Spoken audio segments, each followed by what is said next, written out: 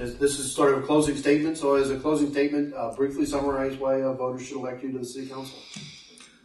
Well, I've going on 2 years on the council, and before that, I've always been out in the community, and I think a council member, we meet twice a month. Sometimes we meet more than that, depending on what's going on. I think you have to be out in the community to hear what the citizens are saying and getting their ideas. Sometimes we don't take advantage of our citizens, and they have a lot of good ideas. They get a little frustrated. A lot of times we don't see them at council meetings and things like that, and they have some good ideas because they don't think anybody's going to listen. So again, if I'm reelected to the council, I will continue to be out there listening to the citizens, getting out to see what's going on.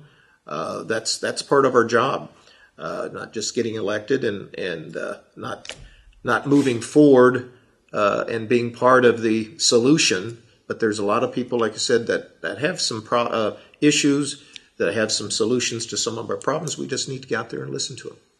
As an elected representative, that's our job, and I will continue to do that. Thanks. Julie?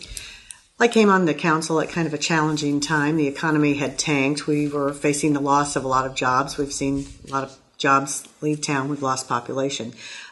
We haven't had a lot of money. The state's in trouble, so it hasn't been, all Skittles and rainbows. But in that environment, I think we've been a very effective council in doing what we had to do to hold the line on expenses, to make some kind of painful cuts here and there, and to really take a look at what we're doing.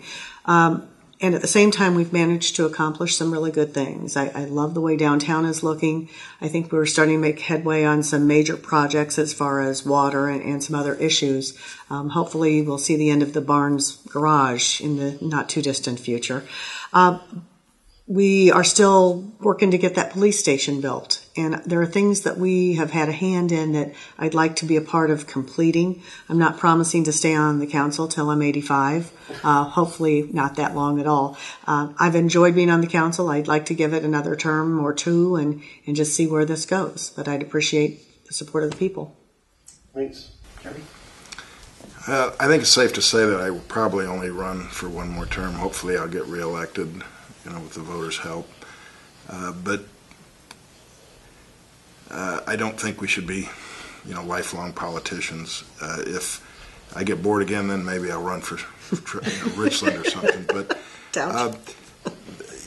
I'm very proud of the city and its staff and what we've done in the last 4 years. And Julie was right, because when I first announced, the economy really hadn't turned, so it hasn't been much fun. But I do have this sense of accomplishment, because what little resources we have, I think we've done quite a bit.